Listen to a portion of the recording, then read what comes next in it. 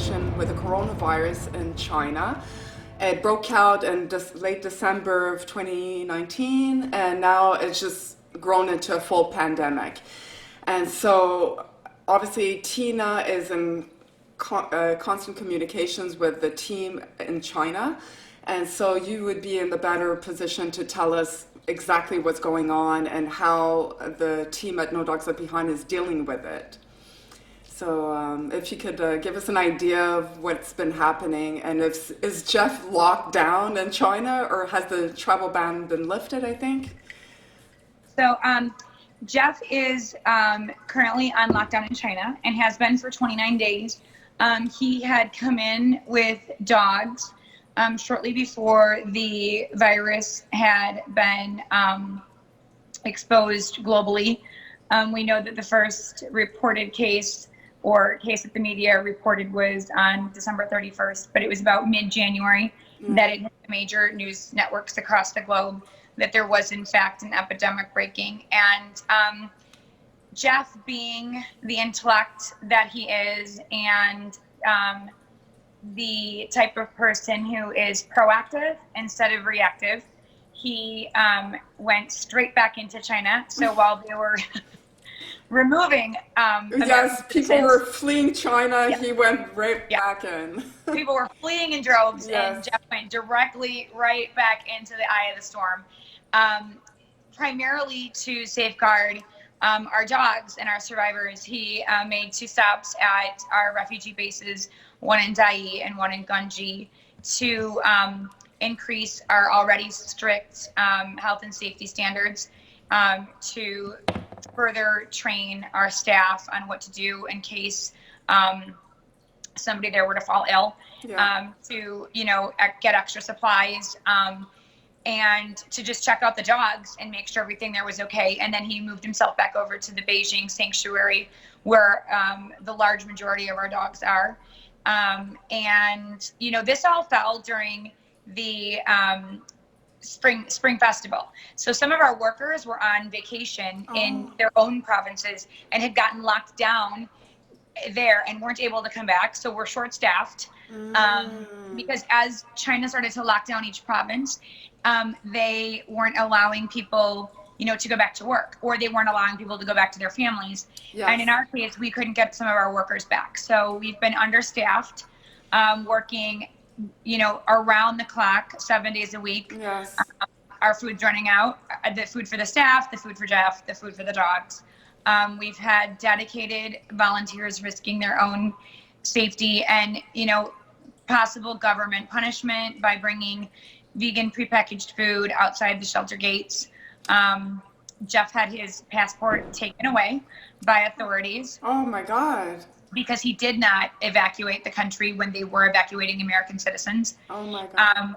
They returned it 2 days later and then put him on a government lockdown, like a house arrest for 2 weeks, where they came and checked every day to make sure he was in fact there.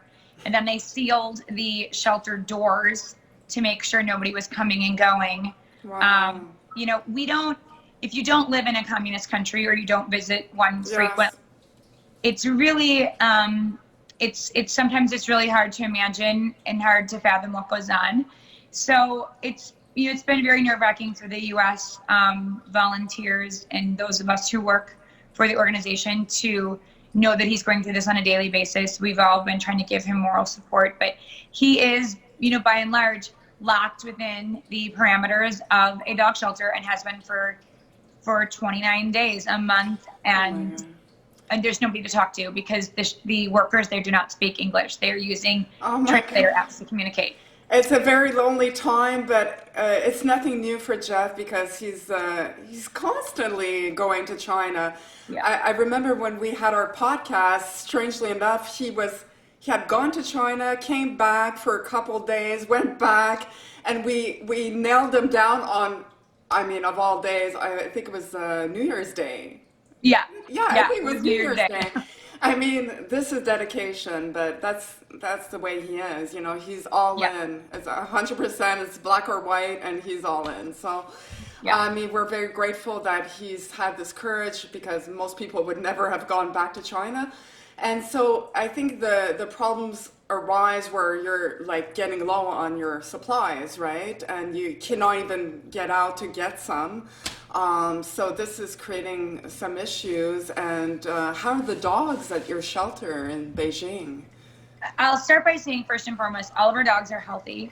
I encourage anybody to come and be a flight hero for us at any time. Our dogs are healthy, they remain healthy. We have the highest standards and safety protocols and medical protocols for our dogs, not just now, but throughout the year. We are running low on supplies. We are definitely in crisis relief mode. We need donations. I try to see a silver lining in this, and what I have found is that the activists and volunteers in China have rallied with us. They've stood by us. They've, come by the, shroud of darkness to drop off things when they can. And it really makes you see and take note that in the 3 years, going on 4 years that he's been over there, he has amassed a following of dedicated people that want to see change. He's earned their trust, yeah, and that's not easy Yeah. because a lot of Chinese were wary of foreigners because, Absolutely.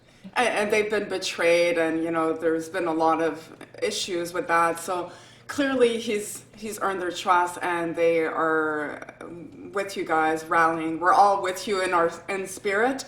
But at this time, during this important time, I think it's important to do a little bit more than just moral support. I think donations would be welcome and highly needed. We don't know when this coronavirus is going to abate. At this point, there's no sign that it's under control or that it's being contained. No, I woke up this morning to reports that, an elderly couple had died coming off of that diamond cruise ship. Yeah. And, when I see reports like that, I realize that it's unlikely they're going to allow us to reinstate our transports. And so, with that, a whole host of issues come. We've got adopters that are eagerly waiting for their newly adopted pet. I've got dogs that are ready to go. And I've got an increased overhead of dogs that should have left that aren't leaving, and they have to stay. And of course, we wouldn't think otherwise. But that's extra mouths to feed. That's extra deworming. That's extra flea and tick. That's extra hours on the staff, to feed and walk and interact with those dogs. So, it never ends. And that's what we do. We're rescue. It's 24 hours. A rescue does not take a holiday. Oh no. You don't get a sick day. Yeah. Even in the face of a global pandemic, you don't get a sick day. No. So it's just a matter of, choosing to man up every day and get through this. And eventually, the skies will part and the sun will come back out. But in the meantime, we just have to get through. It's not an easy time for sure. And you also work closely with local activists, like we mentioned, but also there's a group in particular that does emergency response work with you guys. But right now, none of that is happening. Everyone's on lockdown, so it's like standstill operations with increasing overhead. Well, like lack of staff, lack of supplies. It's a troubling situation at this point. It is. Our emergency response teams, we did rescue a dog that on Valentine's Day that was very likely going to be clubbed to death. It was on the streets. We named him Romeo because we felt like that was a good name for a boy dog on Valentine's Day. So, Yes.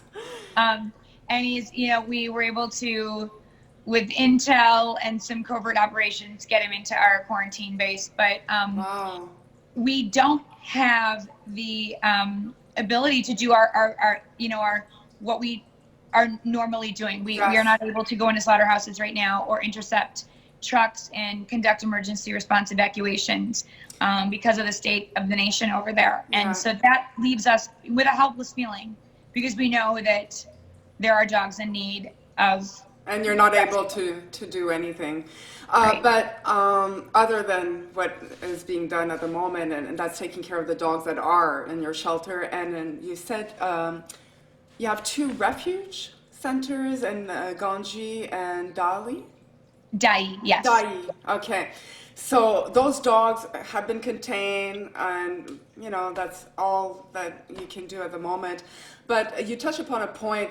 We've all seen the images on the internet and also social media, and articles have been published about the fact that a lot of Chinese citizens, out of ignorance, I mean, it's plain ignorance, have taken to killing their pets and throwing them off. I mean, we've seen dogs being thrown off an apartment tower. Dogs are being beaten and to death in the streets because they have a fear that the dogs somehow will carry the virus and spread it and contaminate their family, which is not the case. And even the World Health Organization made a statement about that, saying that there was no evidence that pets can transmit the virus. But in spite of all that, it's happening, and it's horrific, I mean, you've seen your fair share of violence being done to these animals, but how do you respond to that? Like when you see this on your computer screen, and that Jeff is in China and unable to really do anything to educate the population, because it's a question of teaching them that this is not the right way to go about it, right? So are any groups trying to reach out to the population and dispel this myth that pets can contaminate them? There is just such a lack of education over there. There is such a lack of awareness that animals have emotions and feelings, a lack of awareness that animals do not carry or transmit this disease. When we're talking about pets, Yes, we do know that this is likely to have come from a wet/extreme market, and that is very likely linked to food and safety standards and animal abuse and animal cruelty. yeah.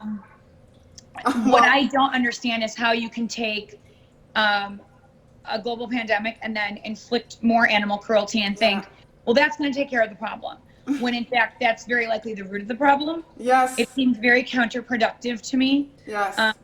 And definitely stands as a platform to prove that education needs to happen in that country. Yes. And that animal welfare laws need to happen in that country. Yes. That you just cannot have 1/5 of the world population operating without animal welfare laws coupled with minimal food and safety standards. It's like a petri dish for a global pandemic. Exactly. And now we have proof, that those two things combined can and will create a pandemic, and that lack of walking people through a solution, walking people through a prevention, will only lead to history repeating itself and more animal abuse happening, these people throwing their dogs out of windows and clubbing dogs to death in the streets. Yes. And ultimately why we took the dog Romeo in was that there was a dog that was going to be clubbed to death, likely by a police officer, because I'm sure the police officer was misinformed that the dog, could be a carrier or something. Yes. And, I say to Jeff all the time, it's like, what comes first, the chicken or the egg?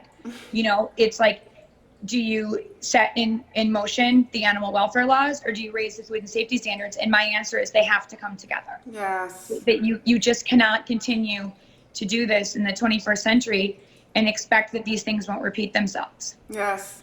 Well, very well said. And it is the root causes, the way animals are raised in appalling conditions. They're covered in feces. It's just horrific. And it's not the first time. I mean, this is all the predecessors of the coronavirus, including SARS. It all came about from animal, the way they raise animals. And right now there's a temporary ban on the wildlife trade. Obviously, most evidence pointed to the fact that it originated from the Wuhan market that has a wildlife being sold. And that includes bats, that includes all sorts of animals, and for medicinal, reasons, or some of them for food. So at this point, this is a critical time, and I think we're all hoping there'll be a permanent ban on the wildlife trade, and I guess this would be a time to put pressure on the government to instill those laws, right? And I think it's astonishing that every day when I see coverage of the coronavirus, I haven't heard any coverage saying, where did this start and how can we prevent it from happening again? yes, I think it's just astonishing that I'm not hearing that conversation.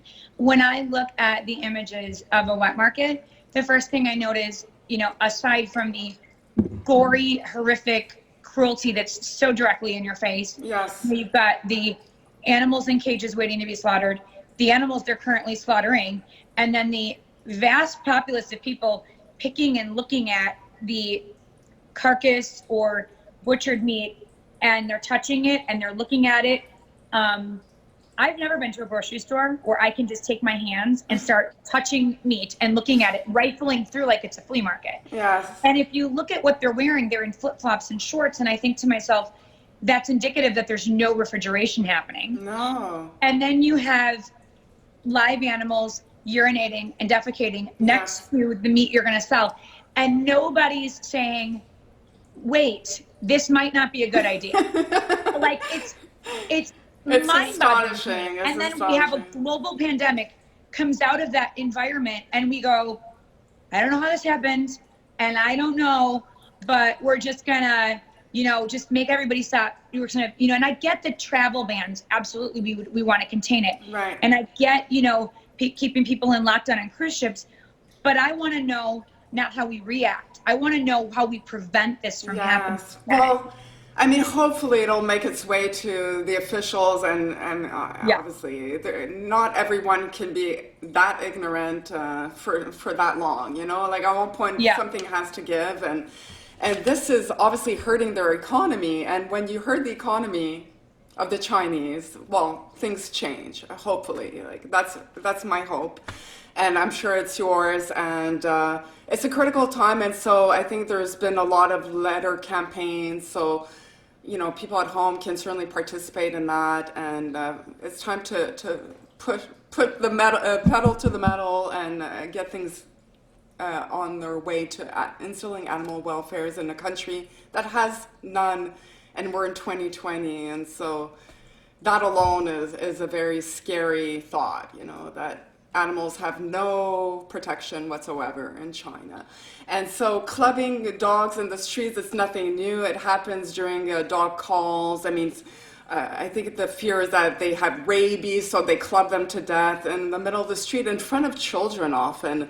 And so this perpetuates violence towards animals, that animals are, it's okay, this is acceptable behavior and conduct, where we all know that it's not, and so I guess our thoughts and prayers are with Jeff and the whole team, and we'll continue following the stories. I mean, you post regularly updates, and so we can all hope and pray that this situation will be under control very shortly, and that no more calamity can come of it. So.